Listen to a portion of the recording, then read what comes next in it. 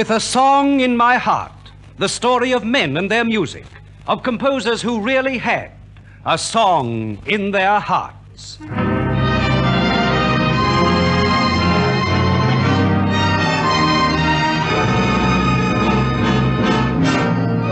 a song in my heart for you.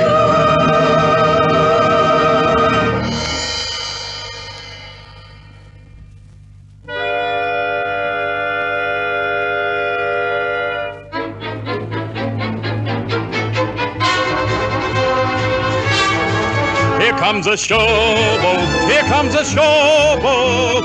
Puff, puff, puff, puff, puff, puff, puffing along. Mammy and Pappy are feeling happy.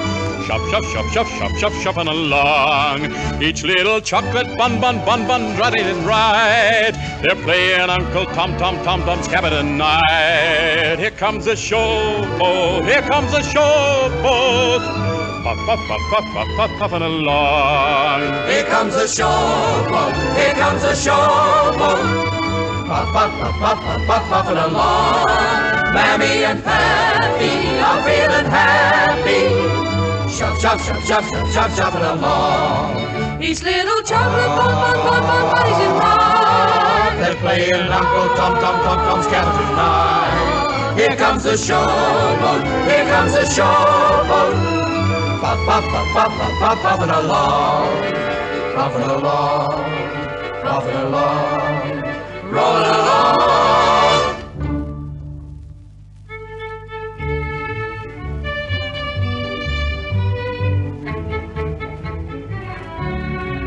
That breezy melody was written for the talky version of Showboat, but it wasn't a Jerome Kern song. It was an interpolated number used with Kern's special permission. Its writer was the amazing Billy Rose, a midget in stature, a giant in conception. For Billy Rose became the world's #1 showman, and also one of the most successful of news columnists. He was, in addition, a songwriter of real hits, which all adds up to the fact that Billy is a genius. But Billy wouldn't have it that way. He said, I sell ballyhoo, not genius. The trouble with show business is there are too many geniuses, not enough showmen. and he's probably right, for nobody knows the art of presentation better than Billy does. But let's see how he broke into show business. His correct name is Rosenberg, and the world first heard of him when he was 18 years of age. In the theater? Oh, no.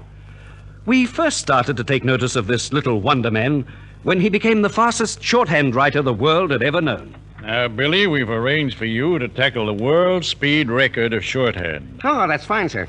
But are you sure the fellas you got to dictate to me can go fast enough? I think so. We've got together 3 of the fastest talkers in the country. They will take it in relays to dictate to you. The rest is up to you. But in special tryouts, those 3 dictators couldn't go fast enough for Billy. So, finally, special recordings were made for his great test. But the day before the event, which, needless to say, had been greatly publicized, Billy said, I had the bad luck to break my index finger. Well, gee, Bill, what'd you do then? Postpone it? No, sir, I couldn't.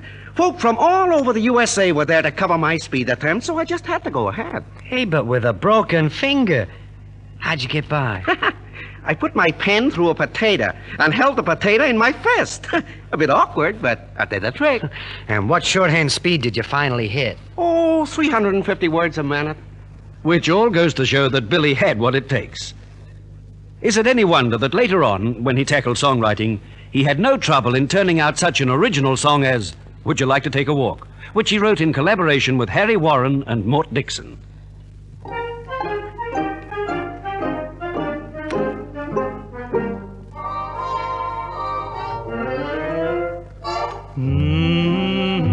Would you like to take a walk? Do you think it's gonna rain? Would you like a sarsaparilla? Gee, the moon is yellow. Something good'll come from that. Have you heard the latest song? it's a very pretty strain. Don't you feel a little trilly? Gee, it's getting chilly. Something good will come from that. When you're strolling through the where's this, you need a who's this to lean upon. But if you have no who's this to hag and what's this, gosh darn, would you like to take a walk? Do you think it's gonna rain? Ain't you tired of the talkies? I prefer the walkies. Something good'll come from that.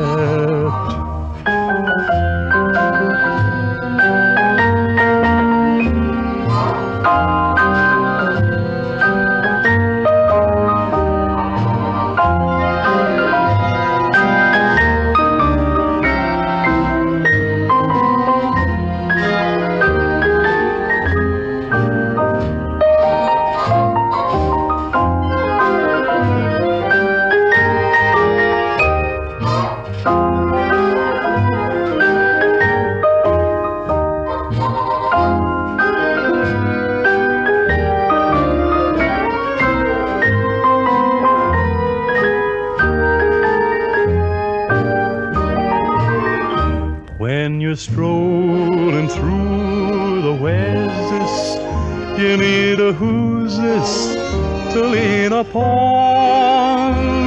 But if you have no who's this to hug and what's this, gosh darn,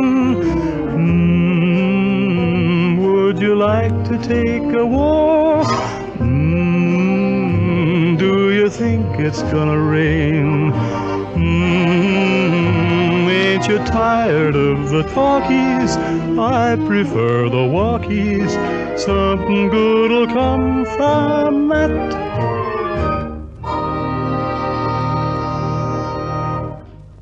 How did Billy Rose become a songwriter? Well, after he hit the headlines as the undisputed shorthand king, he decided to go to New York. But his father thought this idea was just plain crazy.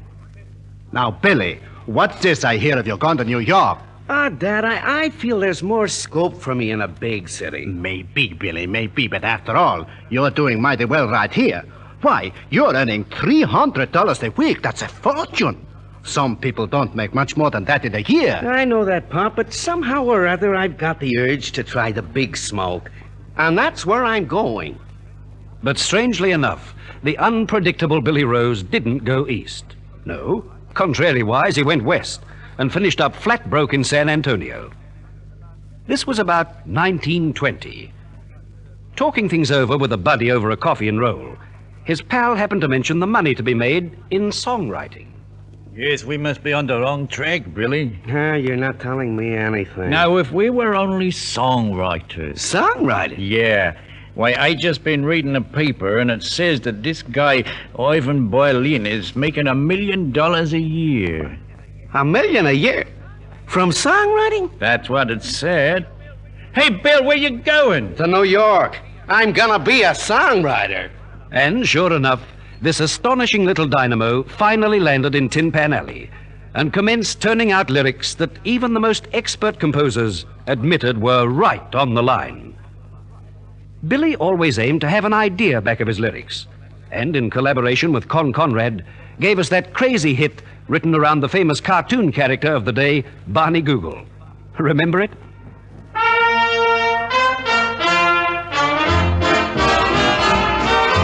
Barney Google with his googly eyes. Barney Google had a wife 3 times his size.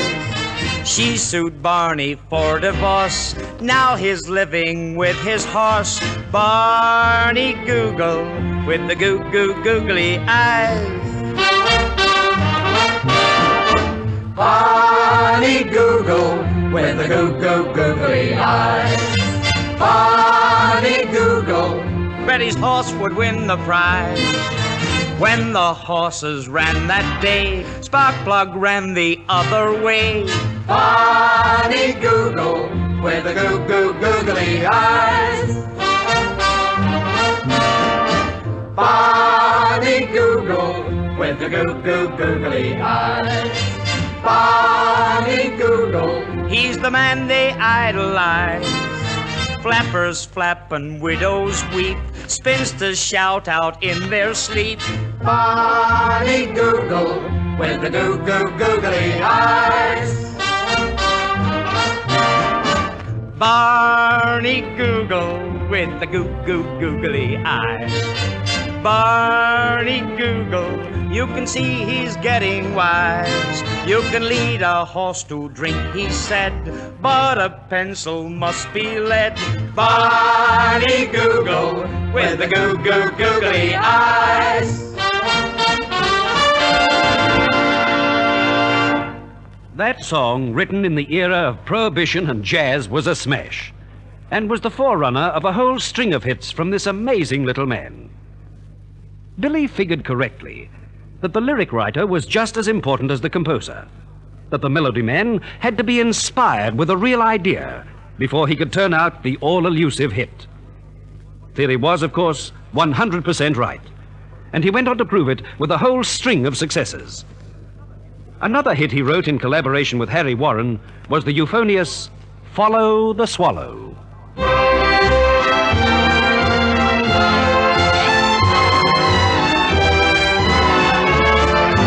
When I'm blue, lonesome too, what am I gonna do? Follow the swallow back home.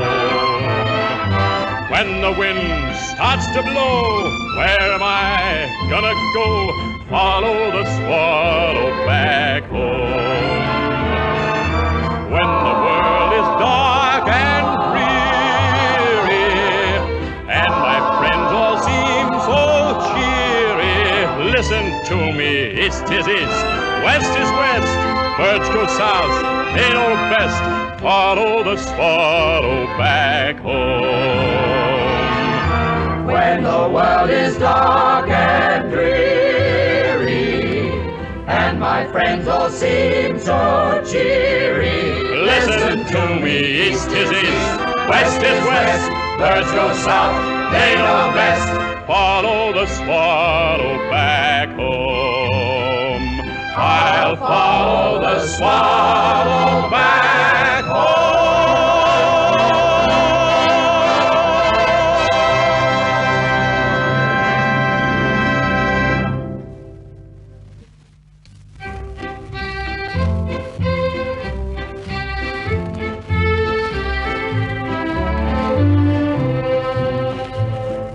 Billy Rose was now making real money from his songwriting. Maybe many would have been content with what he got out of his royalties. Not Mr. Rose.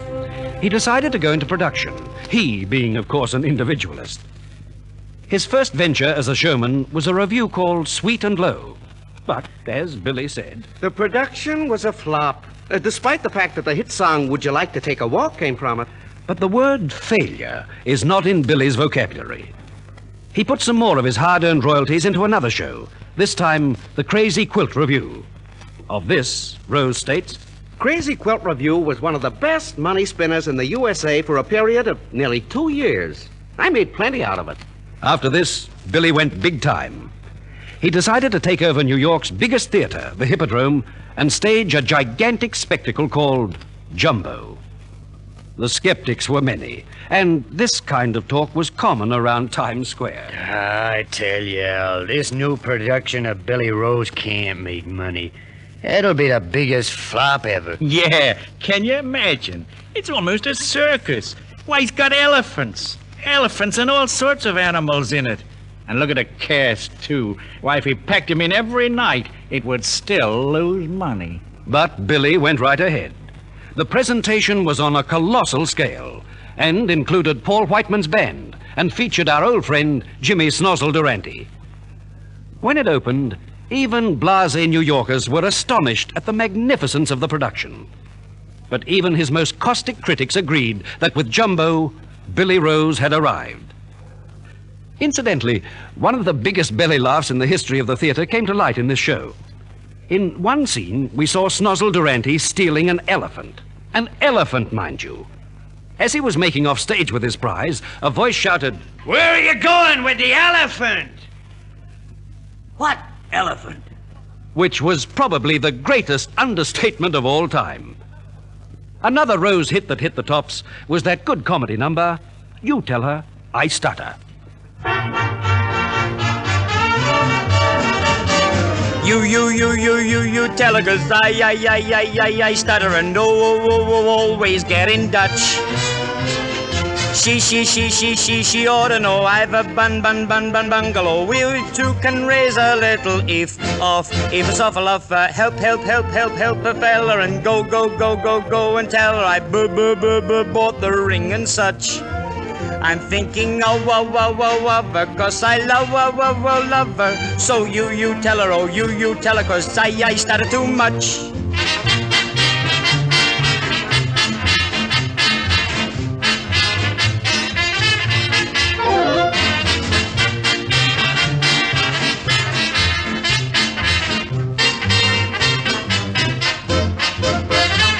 When I'm in her parlor, I could cough and sneeze and holler. My tongue and tonsils seem to touch. And when I fool around her, I'm afraid I'll drown her. So you tell her, oh, you tell her, 'cause I stutter too much. It's been stated that Billy Rose went into production on account of his wife. You see, he married stage star and leading comedienne Fanny Bryce. And Billy was afraid of becoming known as Mr. Fanny Bryce. Hence the fact he branched out into production. If such was the case, it proved a great thing for the theatre, for Billy Rose became the greatest entrepreneur of them all. But he still turned out an occasional song hit, despite his many other activities. Such a hit was Al Jolson's Me and My Shadow.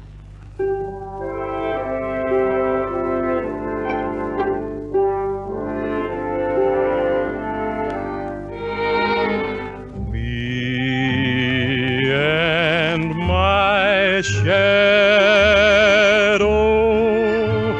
strolling down the avenue,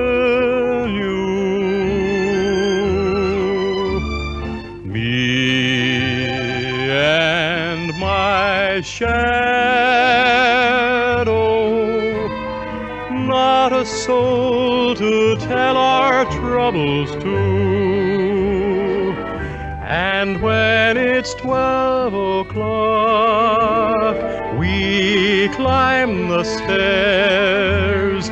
We never knock, for nobody's there. Just me and my shadow,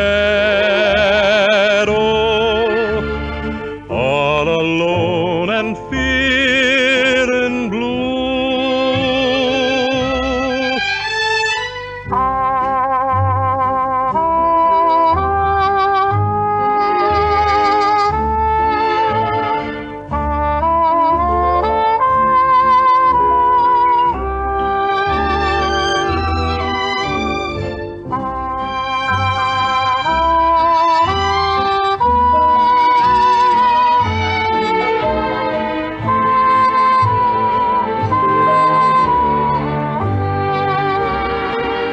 And when it's 12 o'clock, we climb the stairs. We never knock, for nobody's there. Just me and my shadow, all alone and feeling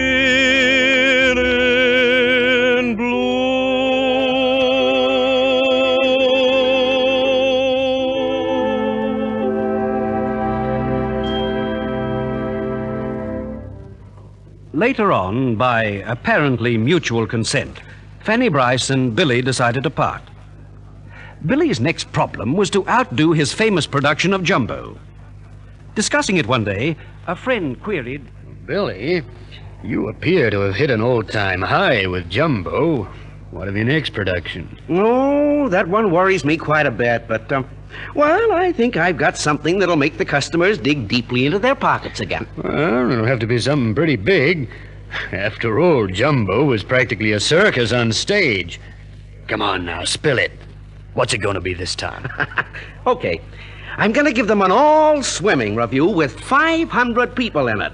I'm calling it Billy Rose's Aquacade. it isn't news to tell you that his Aquacade was a sensation. But it is worth mentioning that the amazing brainchild of our songwriter became an American institution. It played to capacity wherever it was presented and made his name a household word throughout the entire theater world. Billy also found himself another wife in that show, for he married his gorgeous star, ex-Olympic swimmer Eleanor Holm. When Billy extended his activities to becoming a newspaper columnist, a leading publisher approached him. Mr. Rose, you know, your advent into the press has been almost as sensational as your entry into the entertainment world. It's nice to hear you say that. Oh, but I mean it. I mean it so much that I suggest you write a book. Write a book? What about? Well, about yourself, of course. The world wants to hear more about you. And, naturally, Billy eventually became an author. His book, Wine, Women and Words, became a bestseller and is a classic of its kind. The opening sentence of it is worth quoting because it typifies the man in a nutshell. He says, "What I don't know about writing would fill a book. And, brother, it's going to." So we say thanks to you, Billy Rose, for achieving one of the most colorful and successful careers in the history of the theater. And as a final tribute to Billy Rose, we give you another of his hit songs. There's a rainbow round my shoulder.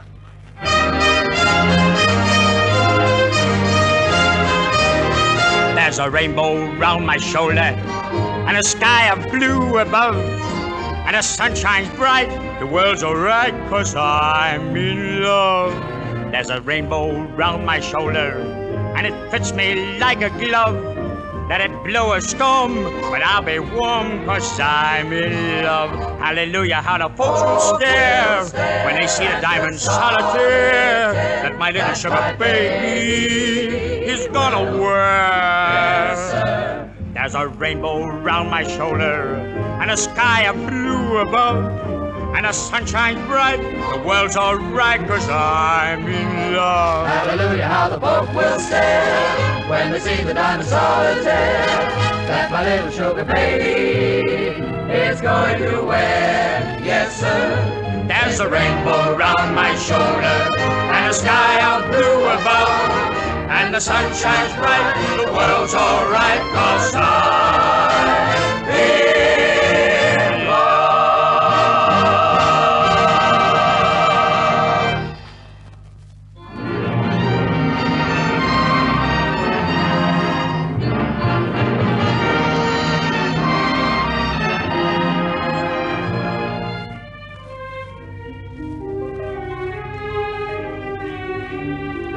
And so the life story of yet another songwriter passes by. The artists recreating the events of Billy Rose's career were Douglas Kelly, Max Blake, Jack Perry, David Reed, Stuart Ginn, Don Moore, Eula Parker and her Parkettes, and the Tune Twisters. Your compere was John Morgan. Orchestra and chorus under the baton of William Flynn. With a Song in My Heart was produced by Alfred Potter and scripted and directed by Jack O'Hagan.